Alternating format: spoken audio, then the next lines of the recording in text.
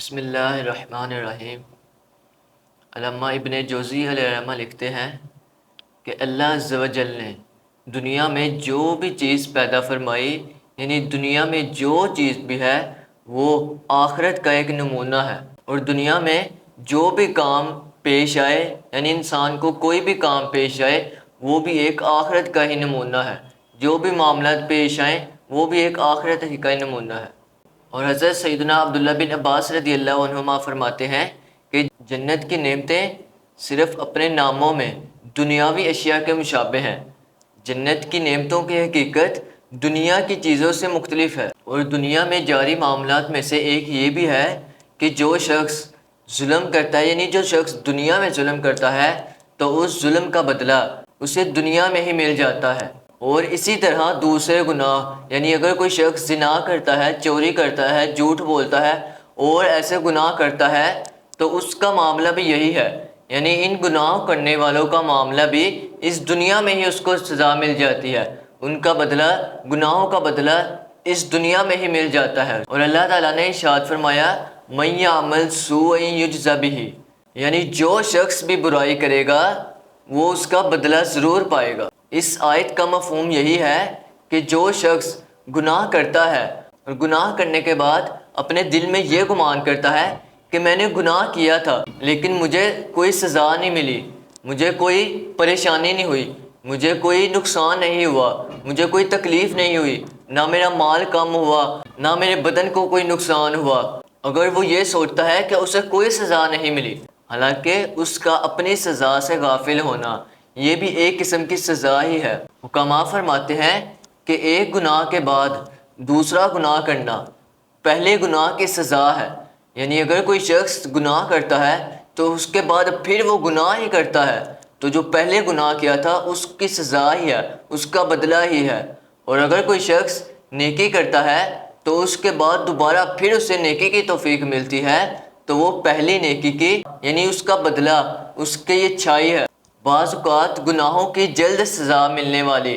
وہ ظاہری نہیں ہوتی بلکہ وہ باطنی ہوتی ہے، یعنی ظاہری طور پر تو اسے محسوس نہیں ہوتا کہ مجھے کوئی سزا ملی ہے، گناہ کا بدلہ ہوا ہے، نہیں، لیکن وہ باطنی ہوتی ہے۔ کہ جیسا کہ بنی اسرائیل کے ایک عبادت گزار شخص نے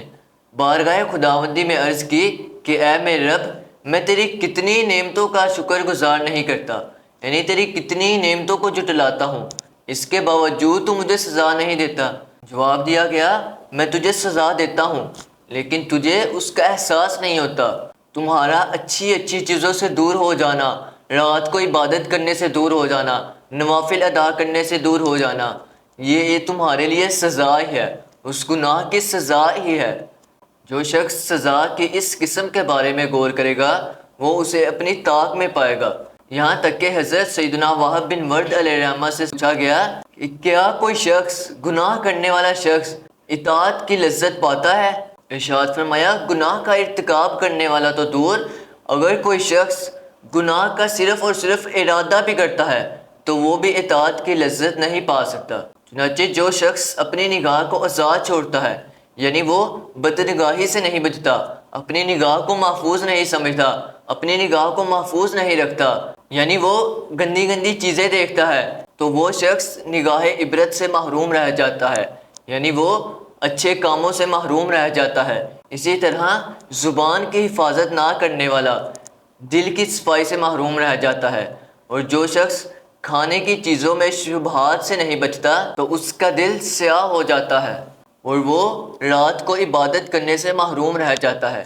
اس معاملے کا محاسبہ وہی شخص کر سکتا ہے جو اپنے نفس کا محاسبہ کرتا ہے، جو اپنے نفس کو جانتا ہے، اس سے واقف وہی ہو سکتا ہے۔ گناہوں کی جلد سزا ملنے کی طرح نیکیوں کا بھی معاملہ اسی طرح ہے کہ اس کا بدلہ بھی اس کو دنیا میں مل جاتا ہے۔ حدیث قدسی میں آتا ہے کہ عورت کی طرف دیکھنا شیطان کے تیروں میں سے ایک زہریلا تیر ہے۔ فرمایا جس نے میری رضا کے لیے اس کو ترک کیا، یعنی عورت کی طرف دیکھنا شیطان کے تیروں میں سے ایک زہریلا تیر ہے، جس نے میری رضا کے لیے اس کو ترک کیا تو میں اسے ایمان کا ایسا حصہ عطا کروں گا کہ وہ اس کی مٹھاس اپنے دل میں پائے گا۔